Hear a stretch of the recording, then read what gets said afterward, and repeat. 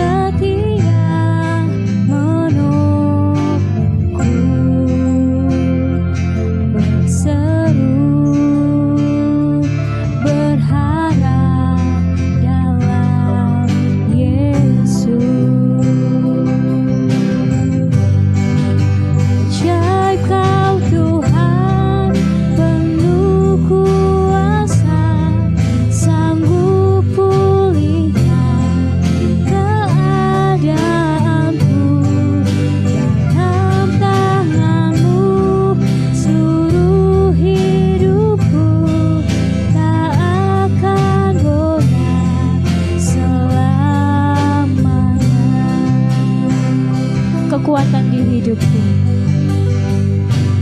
Kekuatan di hidupku,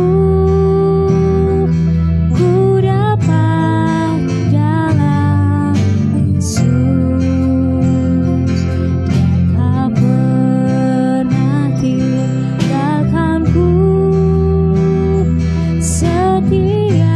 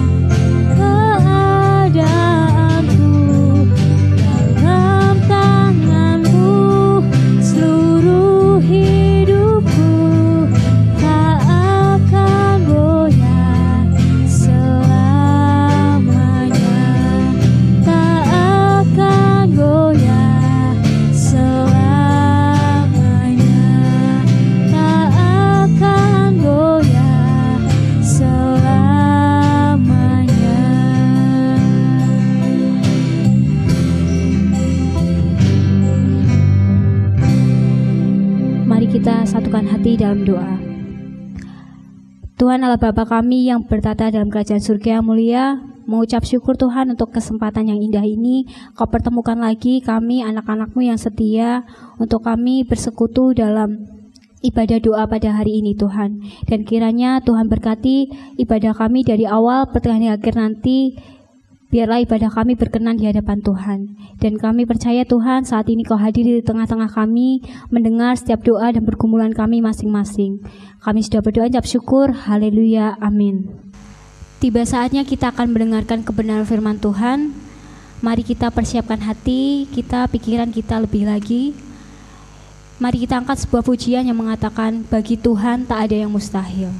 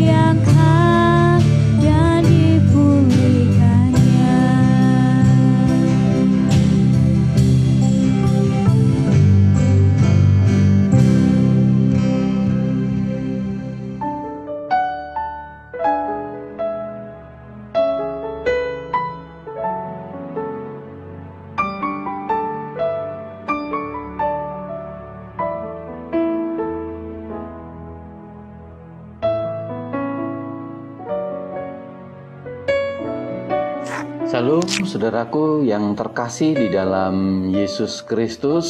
Saya Pendeta Margono Firmandes menyapa saudara-saudara kembali melalui Menara Doa Gereja Baptis Indonesia Mojosongo. Saya berharap saudara-saudara semuanya dalam keadaan baik, dalam keadaan sehat, dan tetap semangat Meskipun saudara-saudara sampai hari ini masih tinggal di rumah masing-masing, bekerja dari rumah, melakukan segala aktivitas saudara dari rumah, termasuk beribadah dari rumah. Dan hari ini firman Tuhan tentang doa. Mari kita akan berdoa terlebih dahulu. Kita menyerahkan kepada Tuhan supaya firman Tuhan pada hari ini kita semua diberkati oleh Tuhan. Mari kita akan berdoa. Bapa kami yang ada di surga, hari ini mengucap syukur kepadamu karena pada saat ini kami semua boleh dalam keadaan baik, boleh dalam keadaan sehat. Kami semua boleh mempelajari kebenaran-kebenaran firman Tuhan. Dan kami percayakan meskipun kami semua masih di rumah masing-masing, belajar firman Tuhan melalui online pada hari ini. Kiranya kebenaran firman Tuhan akan sungguh-sungguh memberkati kami bersama.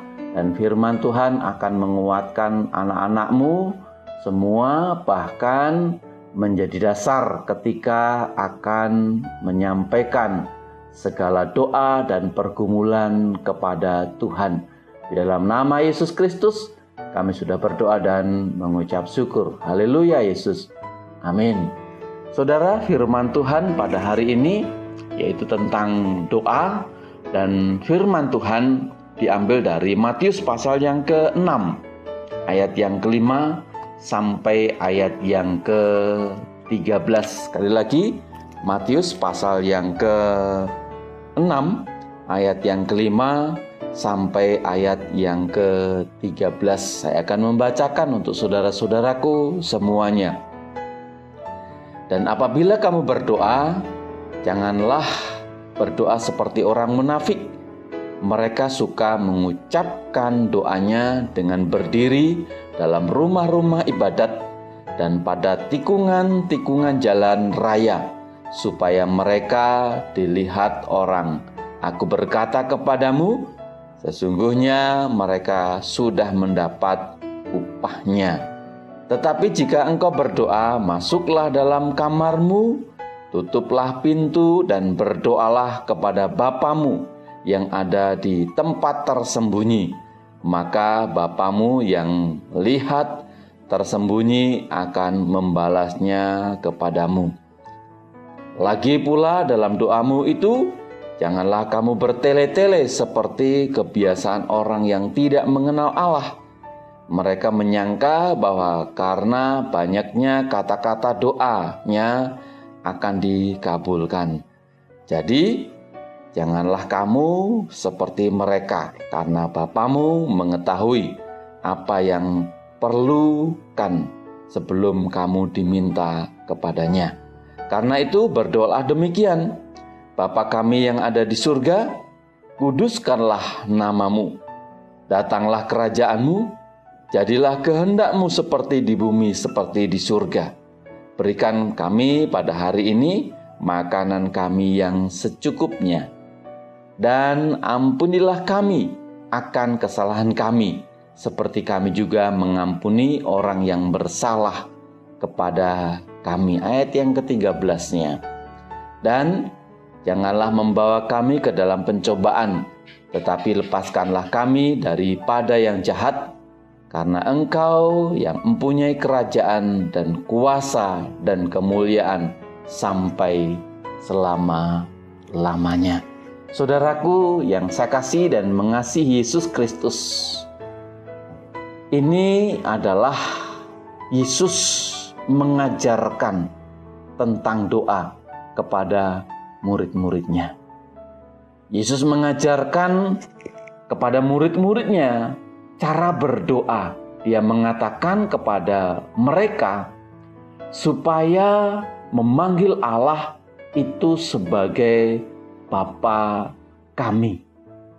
Artinya, Yesus mengajarkan hubungan keluarga secara istimewa, yaitu memanggil Allah itu sebagai Bapa kita. Ada hubungan dekat antara Bapa dengan anak. Lalu yang kedua, ketika Tuhan Yesus sudah disalib, lalu bangkit dari antara orang mati, setiap orang yang percaya kepadanya melalui mulut dan hatinya yang paling dalam, pada saat itu ia sudah dilahirkan kembali menjadi keluarga Allah dan memiliki hak yang sama. Itulah sebabnya ketika ada orang Farisi yang bernama Nikodemus, ia datang kepada Yesus pada waktu malam hari supaya orang tidak bisa melihatnya. Ia adalah orang yang sudah hafal khatam dengan Taurat. Dia sudah melakukan perbuatan-perbuatan baik karena ia adalah pemuka agama. Tetapi Yesus berkata kepadanya, engkau harus dilahirkan kembali kalau engkau ingin melihat kerajaan surga. Dalam Yohanes pasal yang ketiga, ayat yang ketiga. Berarti ini memberikan tahu kepada saya dan saudara tentang konsep kita tentang Allah. Allah ini memberitahukan bahwa Allah dan anak. Artinya Yesus mengajarkan suatu bentuk ayah dan anak secara lahiriah. Yesus adalah satu-satunya pribadi yang memiliki pemahaman yang benar-benar akurat dan bisa dipercaya tentang Bapa Surgawi, dan kita adalah anak-anaknya. Yesus memberikan konsep Allah adalah Allah yang peduli, Allah yang memperhatikan, dan saya dan saudara sebagai anak-anaknya atau anak-anak Allah. Allah diajarkan sebagai Allah yang kasih, Allah yang agape atau mengasihi tanpa bersyarat. Dan ini saya dan saudara diajarkan akan hal itu. Allah yang El Shaddai, Allah yang Maha Kuasa, yang mengetahui semuanya di dalam kehidupan saya dan saudara. Allah yang El Zire dalam bahasa Ibrani. Allah itu adalah Allah yang melengkapi, Allah yang menyiapkan semuanya. Allah yang El Gibor, Allah yang menyediakan, Allah yang siap memberikan kepada saya dan saudara. Allah yang mendisiplin kita untuk kebaikan kita, sehingga Ia mengambil sesuatu kepada kita, kekuasaan, sehingga kita dapat memahami. Ini adalah konsep tentang Allah kepada kita, bahwa Allah itu adalah Allah Bapa yang mengasihi, Allah yang El Shaddai, Allah yang melindungi, Allah yang mendisiplin kepada kita, seperti halnya Bapa kepada anak-anaknya. Lalu di dalam ayat ini juga dikatakan, jadi janganlah kamu seperti mereka karena kamu mengetahui apa yang kamu perlukan. Di dalam Matius pasal yang ke-6 ayat yang ke-8 ini, jadi janganlah kamu seperti mereka karena Bapamu mengetahui apa yang kamu perlukan. Ini memberitahukan kepada saya dan saudara bahwa jadi janganlah kamu seperti mereka karena Bapamu mengetahui. Saudara yang saya kasihi dan mengasihi Tuhan, di akhir zaman atau di akhir-akhir ini, banyak orang yang keliru. Mereka berdoa. Mereka berdoa bersifat seremonial saja. Mereka berdoa secara formalitas karena mereka sebagai orang Kristen, sehingga ia harus berdoa. Mereka berdoa sebagai pelengkap. Mereka berdoa seolah-olah menjadi suatu keharusan. Mereka berdoa itu sebagai kewajiban saja. Ini yang keliru, ini yang salah. Itulah sebabnya di dalam Matius 6 ayat 8 itu, jadi janganlah kamu seperti mereka karena Bapamu mengetahui apa yang kamu perlukan.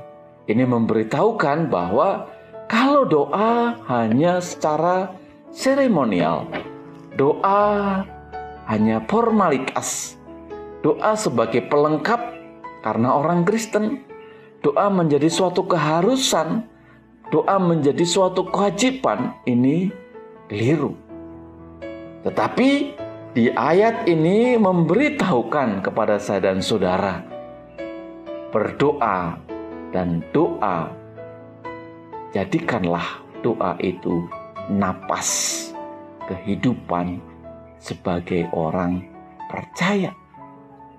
Sehingga itu menjadi kebutuhan rohani yang sangat penting.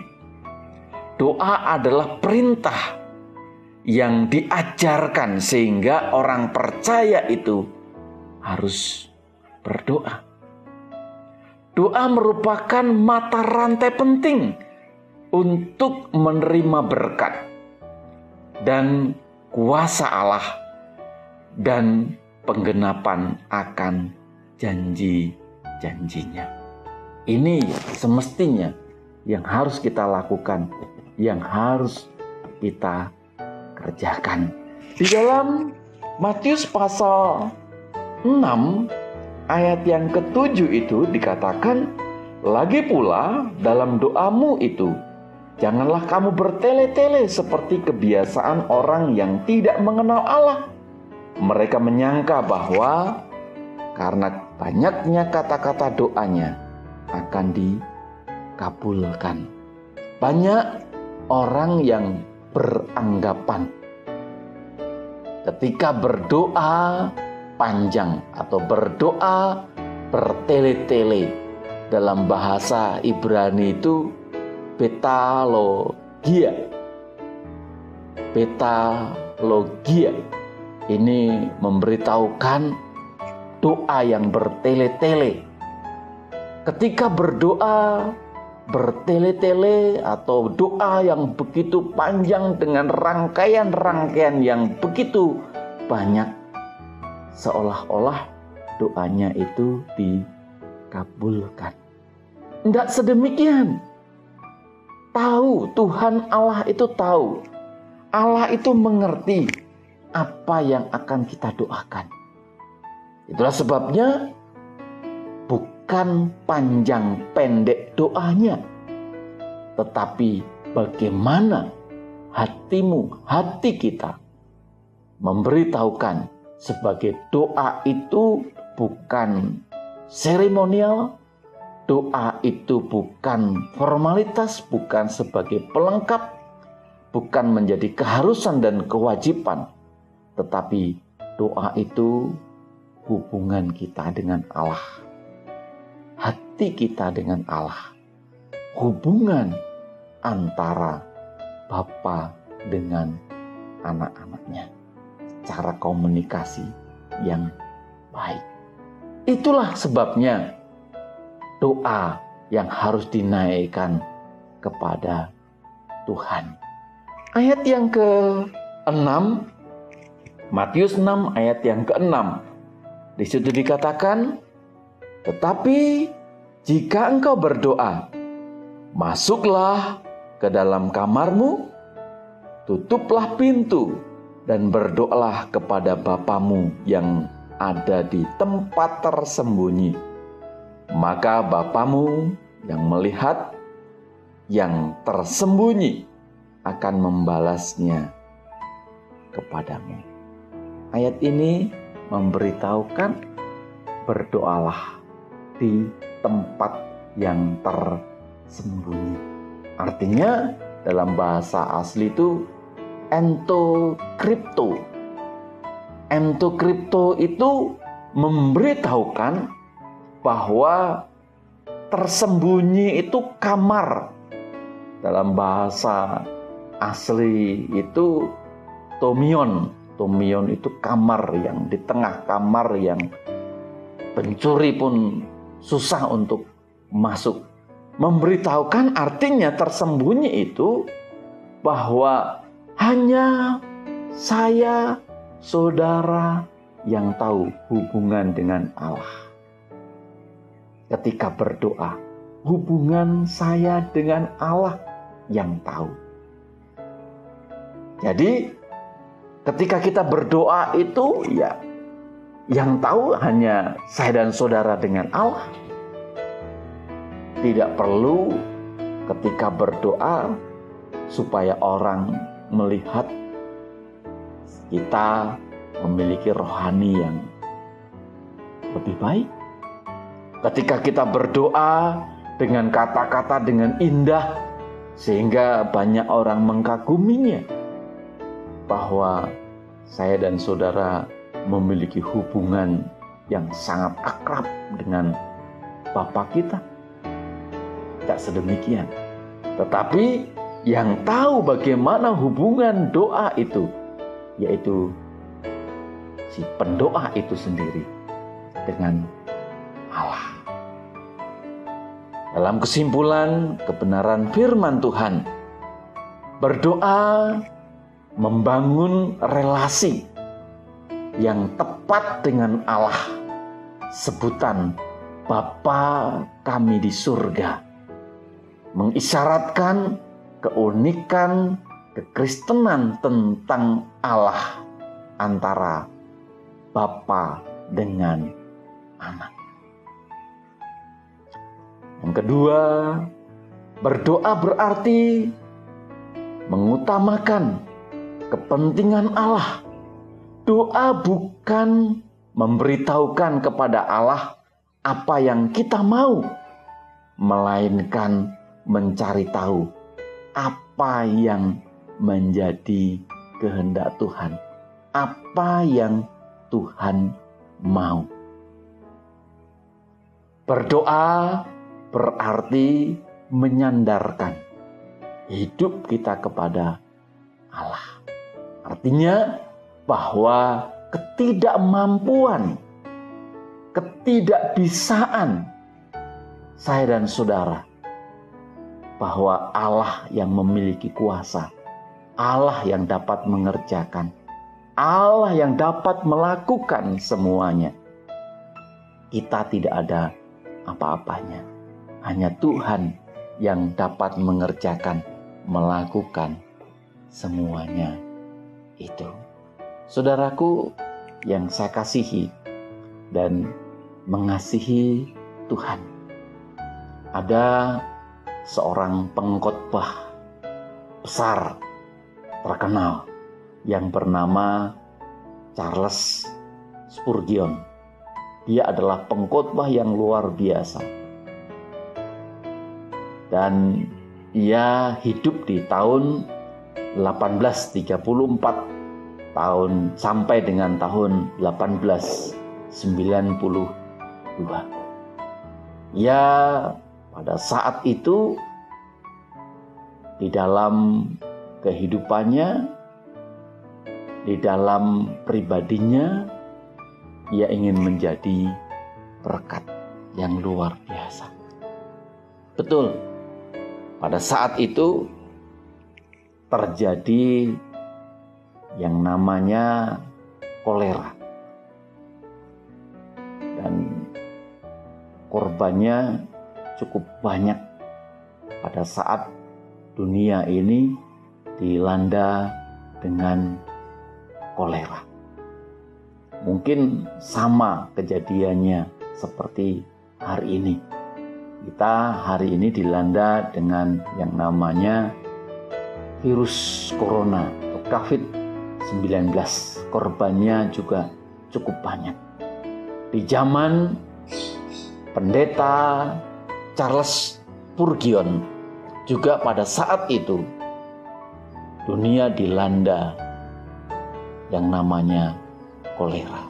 Artinya dunia yang kita tempati bukan hanya sekali ini mengalami ujian yang begitu luar biasa. Tetapi satu hal, Charles, ketika kolera melanda, dia bisa menjadi berkat. Pada saat itu ada orang yang sangat benci sekali dengan kekristenan. Orang itu rumahnya di depan rumah yang ditinggali oleh Charles Spurgeon ini. Ketika orang ini terkena kolera dan dia akan meninggal, lalu dia memanggil Charles ini untuk mendoakan, lalu suruh menuntun dia untuk percaya kepada Yesus Kristus. Yang ingin saya sampaikan, yang ingin saya beritahukan bahwa Charles Spurgeon ini adalah pendeta baptis. Ketika dunia dilanda kolera, ia bisa menjadi berkat bagi orang di sekelilingnya. Ia bisa mendoakan, ia bisa pada saat itu menuntun orang yang terkena kolera, yang akan meninggal. Dia tuntun untuk percaya kepada Yesus Kristus. Dalam situasi-situasi seperti itu, ia bisa menjadi berkat. Artinya yang ingin saya sampaikan kepada saya dan saudara-saudaraku, dalam situasi sama seperti hari ini, kita, dunia ini dilanda yang namanya virus corona atau COVID-19. Kita semestinya bisa menjadi berkat juga bagi banyak orang. Kalau saudara sebagai orang Kristen semestinya bisa menjadi berkat bagi banyak orang. Belajar tengok kanan kiri tetangga saudara. Kalau ada berita lagi orang yang tidak makan, dia hanya minum air galon sampai akhirnya meninggal. Saudara bukan orang Kristen. Karena hari ini diajarkan dalam situasi-situasi seperti ini, saya dan saudara bagaimana bisa menjadi berkat. Ada satu cerita kembali yang ingin saya sampaikan kepada saudara. Ada seseorang yang dipenjarakan. Ketika dia dipenjarakan, lalu disampaikan, diumumkan bahwa nanti akan banyak orang yang dikeluarkan sebelum waktunya. Mungkin seperti kejadian yang kita alami pada hari ini, banyak orang-orang yang dikeluarkan dari penjara sebelum waktunya karena virus corona ini. Orang ini dia berharap sekali Dia berpikir, oh ya, nanti mungkin pas Natal dia akan keluar dari penjara. Tetapi ketika pada saat Natal,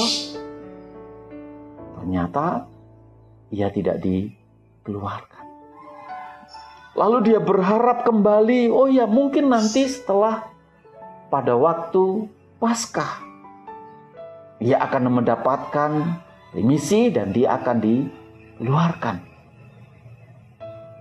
Tetapi ketika sampai pada Paskah, dia belum dikeluarkan. Lalu dia bercerita dengan teman-temannya, oh nanti ketika kenaikan Tuhan Yesus Kristus, liburan kenaikan Tuhan Yesus Kristus, pasti saya akan dikeluarkan. Tetapi kenyataannya setelah kenaikan Tuhan Yesus Kristus, ia juga tidak dikeluarkan. Dia katakan, oh mungkin bulan depan tidak dikeluarkan, minggu depan, besok dan sebagainya. Saudaraku, pada akhirnya orang ini meninggal. Meninggal bukan karena sakit, tetapi meninggal karena berpikir berangan-angan selalu di dalam kehidupannya. Cerita ini yang ingin saya sampaikan kepada saudara-saudaraku sebagai anak-anak Allah, dan kita menyebutnya sebagai Bapa. Kapan virus corona ini akan berakhir? Saya tidak tahu, pemerintah tidak tahu. Ini tergantung dari kita semua. Tetapi firman Tuhan hari ini memberitahukan pada saya dan saudara, kita tidak perlu berpikir terlalu kapan corona ini berakhir. Tetapi saya berharap jemaat yang saya kasihi Tuhan, mengasihi Tuhan, mulai hari ini saudara melakukan aktivitas-aktivitas untuk menyenangkan hati Tuhan. Melakukan aktivitas-aktivitas bagaimana kehidupan kita secara teratur, secara baik, seperti halnya saya dan saudara menantikan Tuhan Yesus datang yang kedua kali. Kita hanya berjaga-jaga kapan Tuhan Yesus datang. Kita tidak tahu. Hanya Allah yang mengerti. Hanya Allah yang tahu kapan Yesus itu akan datang. Di dalam Wahyu, saya akan mengajak saudara-saudara untuk melihat firman Tuhan di dalam Wahyu pasal yang ketiga, ayat yang ketiga. Beginilah firman Tuhan. Karena itu, ingatlah bagaimana engkau telah menerima dan mendengarnya. Turutilah itu dan bertobatlah. Karena jika tidak, engkau tidak berjaga-jaga, aku akan datang seperti pencuri. Dan engkau tidak tahu pada waktu mana aku tiba datang kepadamu. Ayat ini memberitahukan kepada saya dan saudara, kapan Yesus datang? Tidak tahu. Tetapi satu hal, seperti yang kita kerjakan, yang kita lakukan pada hari ini. Kita setia kepada Tuhan, kita berjaga-jaga, kita berdoa, kita menuruti firman Tuhan. Kapan Tuhan Yesus datang? Tapi ketika Tuhan Yesus datang, kita sudah siap-siap. Begitu juga di dalam kehidupan kita hari ini. Saya mengajak saudaraku, mari kita tetap setia. Kita melakukan aktivitas-aktivitas yang menyenangkan hati Tuhan. Kita tidak perlu memikirkan hal-hal yang begitu jauh. Tetapi kita pasrahkan, kita serahkan kepada Tuhan.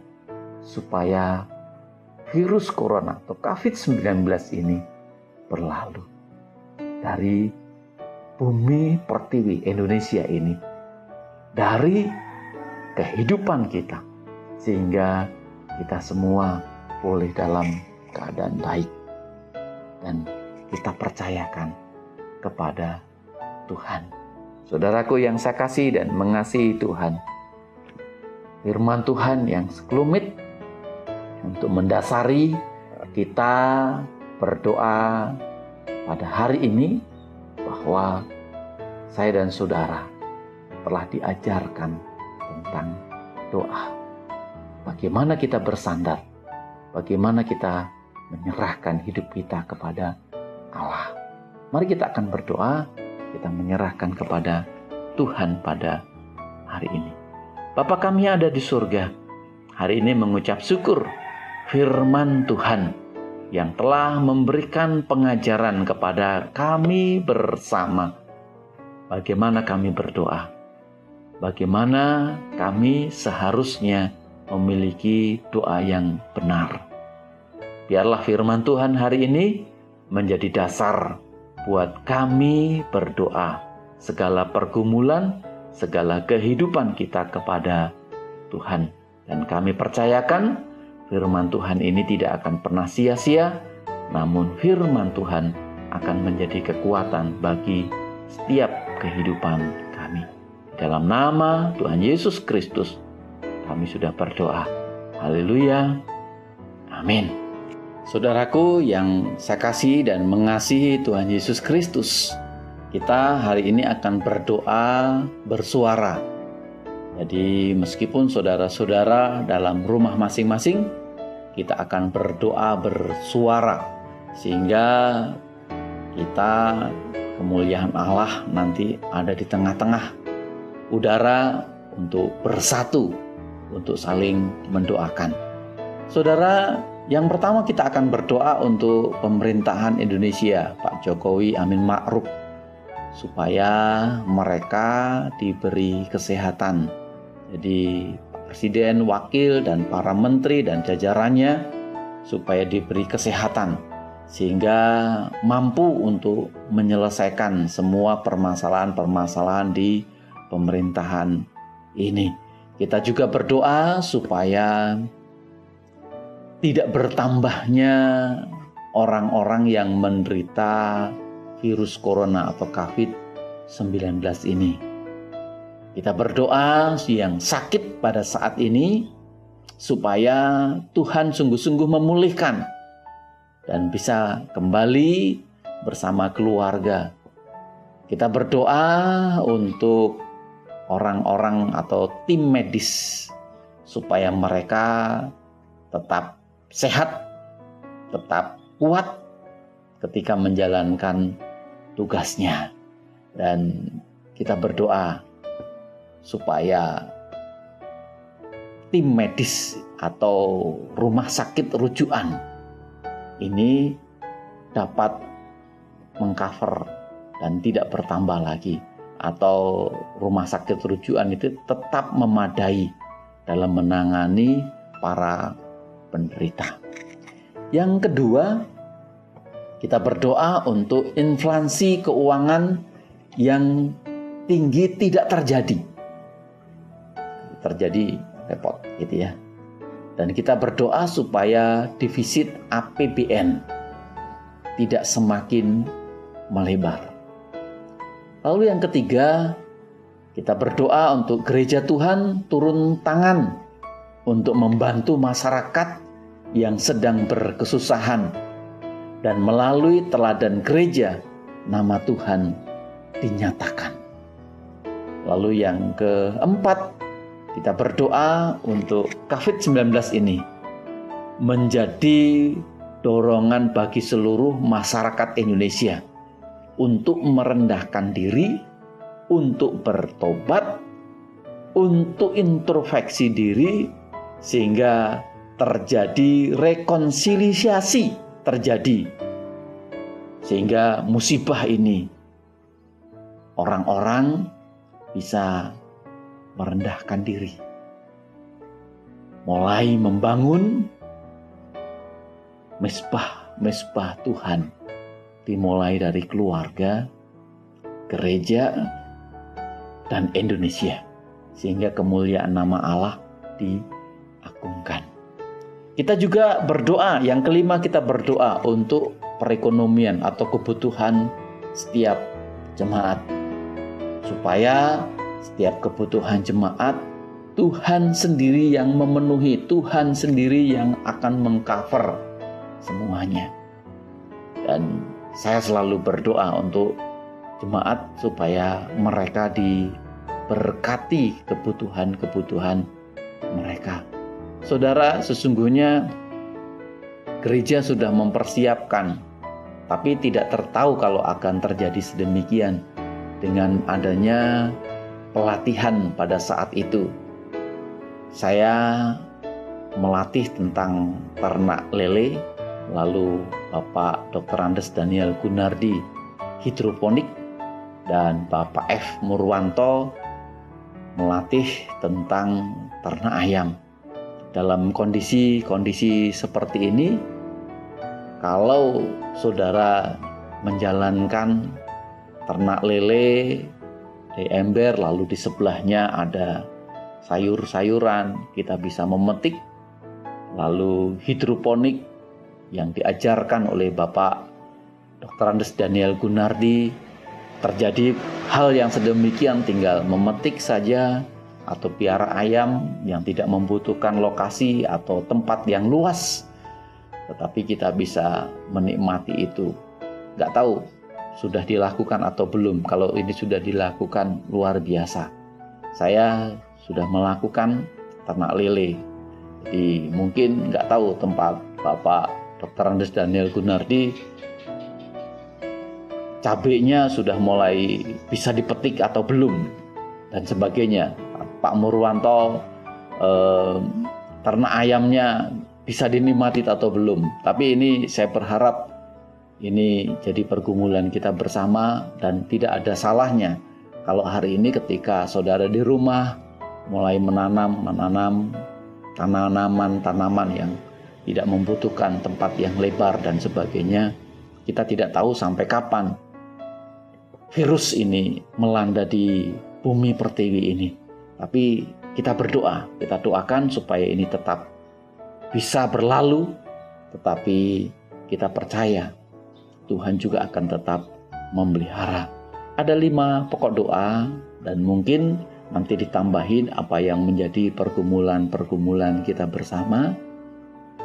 Setelah selesai, nanti salah satu keluarga, bisa bapak, bisa ibu, bisa siapa saja yang ada di rumah itu, menutup di dalam doa. Dan saya akan berdoa untuk saudara-saudara semua. Dan yang terakhir, tolong doakan saya. Saya bulan yang lalu berkunjung ke rumah saudara-saudara. Saya kemungkinan besar nanti akan berkunjung di rumah saudara-saudara. Nanti biar badan pengurus harian yang akan menjadwalkan, saya akan berkunjung di rumah saudara-saudara, meskipun hanya di pintu pagar seperti minggu-minggu yang lalu. Tolong doakan supaya ini bisa terlaksana. Mari kita akan berdoa. Kita menyerahkan kepada Tuhan, dan biarlah Allah sendiri yang boleh campur tangan, boleh memberkati saudara. Sekali lagi, setelah ini nanti bisa bapak atau ibu atau siapa saja yang di keluarga untuk menutup di dalam doa. Mari kita akan berdoa secara bersuara.